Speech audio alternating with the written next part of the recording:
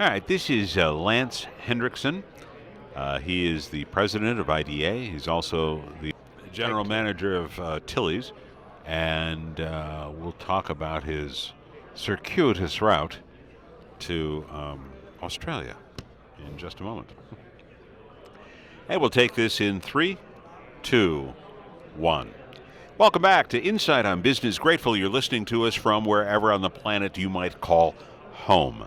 With me is Lance Hinrichsen.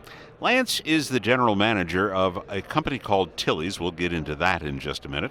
He also happens to be the president of the Independent Distributors Association. Why he would want to be a volunteer for that, we'll find out more about that as well.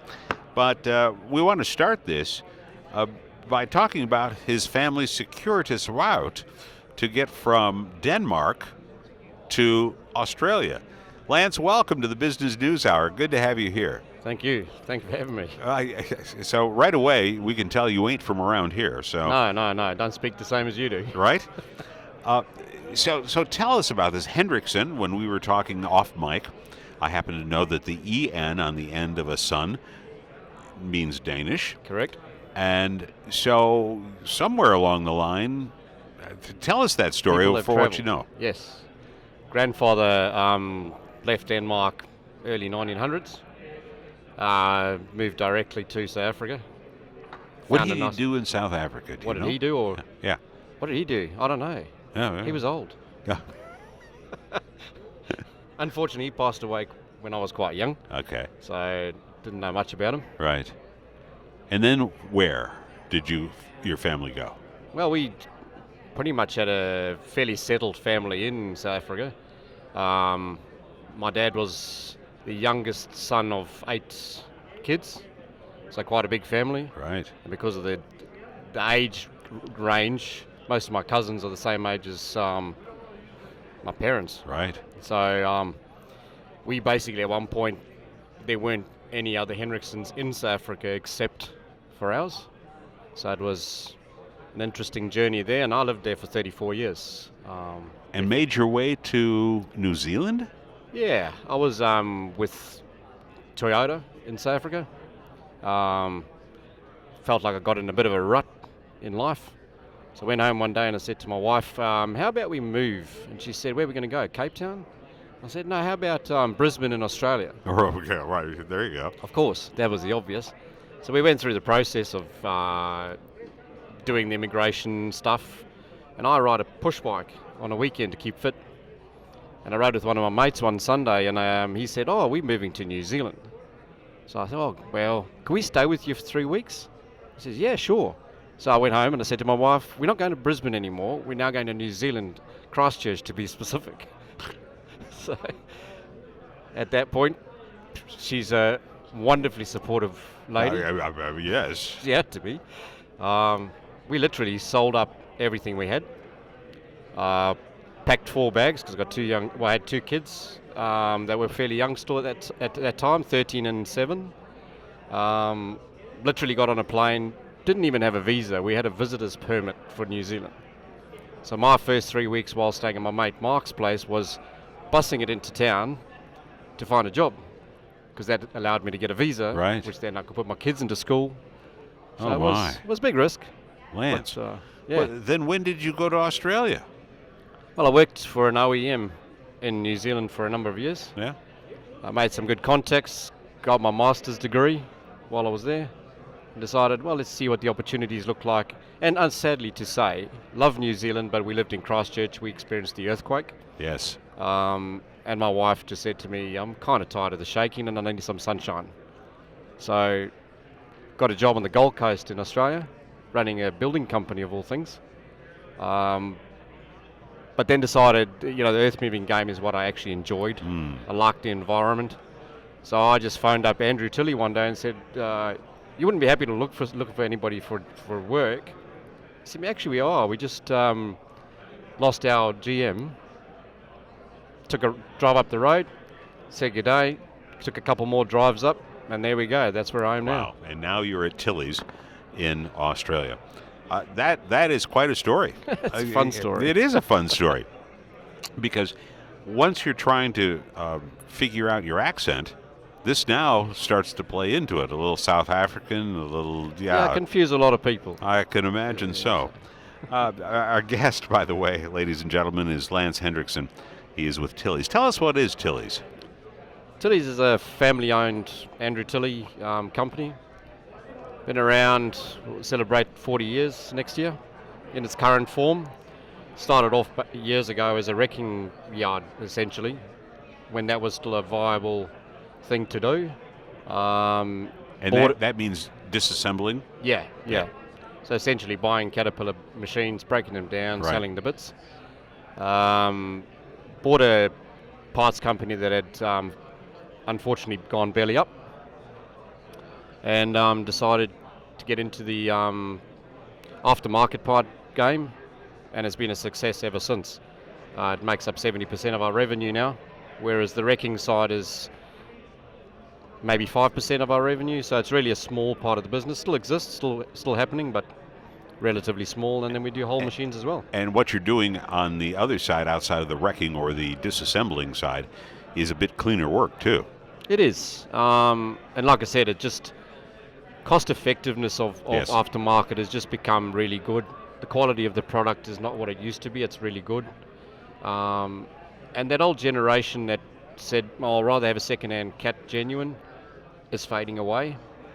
And I find the market shift has been the old guys are stepping away, the kids are taking over the business or the property, and they're going, well, if the spreadsheet says it works, they're happy. It doesn't matter what color it is. Yeah, exactly. And one of the things I think that's important to understand is, as you just alluded to, the aftermarket business, the aftermarket parts have really stepped up their game in quality.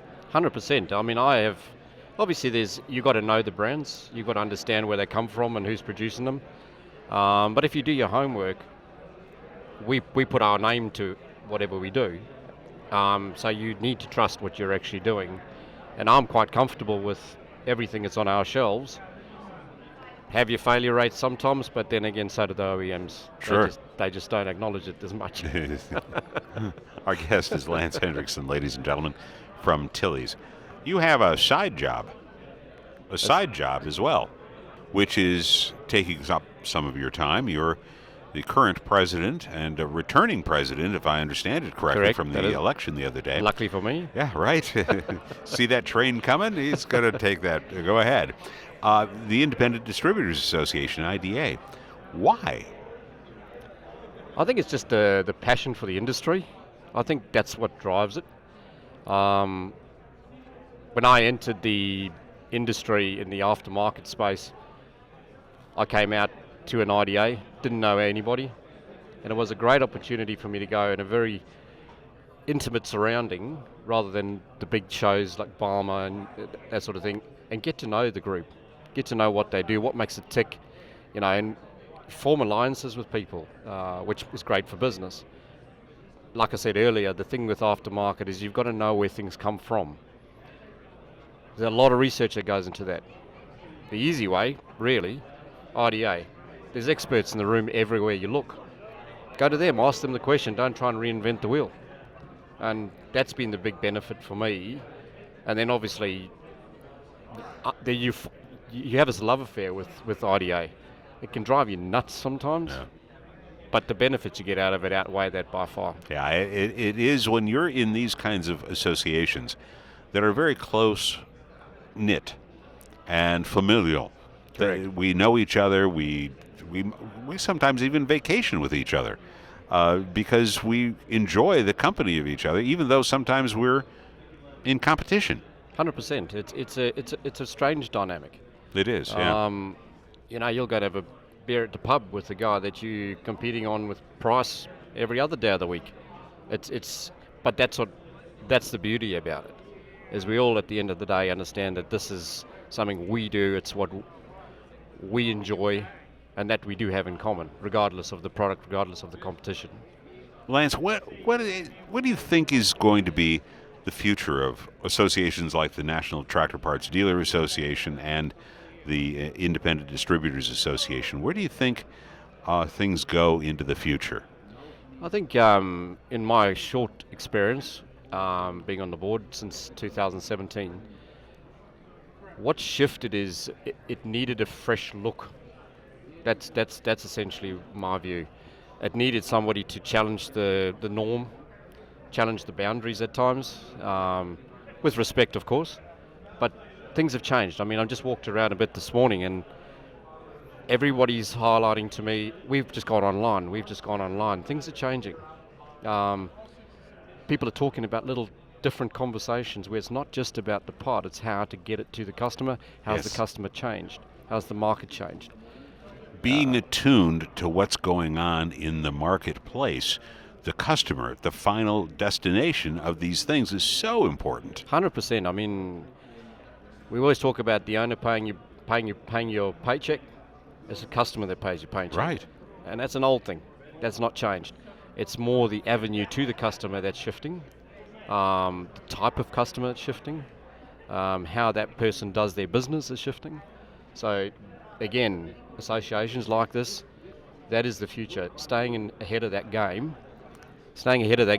and collectively understanding what the market is doing has endless benefits. Let me ask you a question about the end user. The end user has more knowledge at their fingertips about what to buy and where it is and how much money it costs instantly. So how does business then grow if the customer has answers to all of those issues? Is this next step building relationships, building delivery times, being responsible to the needs of those customers? Is that how you continue to grow? I think that'll never change. Yeah. Yes, you can go online and within seconds on Google you'll find what you want to find. The trick is, I think still the relationship exists. One of the challenges we find at Tilly's in particular, freight's always going to be an issue for the type of product we do. You know, if you're doing heavy stuff, it's heavy stuff, and then you got an O-ring the next time. It still means that there's got to be some form of contact where you're actually talking to a person. So the Amazon model wouldn't work wholesale in this industry. I don't think it's ever gonna. So you still have this opportunity. We're specialists. We are, and a lot of. I mean, I've got a sales floor of 13, and what they do all day long is interpret. You know, a guy might have had his dozer for 40 years. He does not know everything that's going on inside that dozer necessarily, and he needs somebody that's going to help him out with that. So yes, he might have his intro to his journey online, but then the human still takes over. And I don't think that'll change in a hurry. And I think people, especially during COVID, I think people yearn for that and realise it was missing. So I still think that face-to-face customer interaction is not going anywhere. Final question for you, Lance. What do you enjoy the most? Is not just IDA, but also with Tilly's. You've traveled so far and wide. I mean, different places, from South Africa to New Zealand to Australia. What do I enjoy the most? Yeah. Me personally, I've got the inability to sit at my desk for very long, and that tells you that I like to be in the mix with things. So Tilly's, I like to be out there, get a feel for what's going on. I like the people, like to know who the people are. I will make a point that I always know everybody by name and greet them all every day. And the IDA is exactly the same. It's about the people. It's about, we all do similar things, but like I said earlier on, it's that commonality that we have is the people, and that's exactly what you get at the IDA. It becomes, excuse the cliche, but a big family. Yeah, I totally agree with you. Well, I think I said last question, but I always lie about those things because there's always something else that pops into my mind. You were talking about getting to know the employees, the folks that you work with at Tilly's. One of the things I hear globally is how difficult it is to find workers.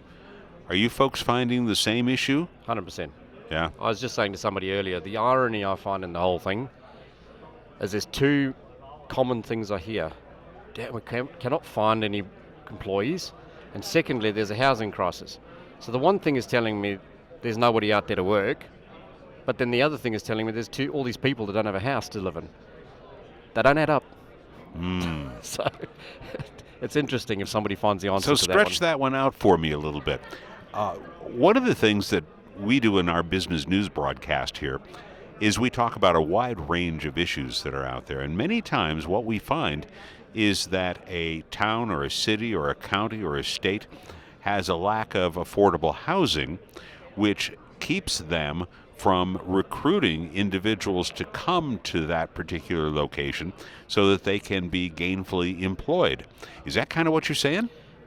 It's probably I can only speak about our local, Right. rather than a global situation. But for us, and I hate to use COVID because it's becoming a bit stale now.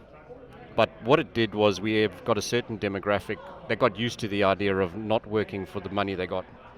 So we find that the enthusiasm to get back into the working world and work for 5 days a week isn't there. As far as the housing is concerned, I just think there hasn't been enough foresight, particularly in our area, about the growth that we're experiencing in industry and building that infrastructure that needs to go with that. So we've got for us in particular, we've got a big project happening in Australia where we're running a rail line from Melbourne Port to Toowoomba, of all places where we're located. That's where you're at. Great news for us. Direct rail means freight's instantly cheaper. What it hasn't done, what they haven't thought about is get a whole lot more people coming to stay here, a whole lot more distribution warehousing going on. It's becoming an inland hub. We might want to build some houses to put these people Right. in. Yeah. They must have dropped the ball somewhere along the line there. Sometimes I will share with you, as a government official that I am, I will share with you that sometimes government is a little bit slow on the uptake. Yeah, I And, think they get caught up in the fun stuff, I suppose, to publicise, and that's the inland rail for us. Yeah. Big project, all the spending. Oh, yeah. We forgot about the semantics of the humans that have to go along with it. Paul Hinrichsen's been our guest. What a conversation that we've had with him as he's taken us on a worldwide journey, as well as talked about Tilly's and the Independent Distributors Association. Lance, thanks so very much for sitting down and talking with me. I really enjoyed so much that you had to say in the general session for IDA just the other day, and the excitement that you've brought to this group and the members now who make up your board and making decisions for the future of this association. Thank you so much. Thank you. It's been a pleasure.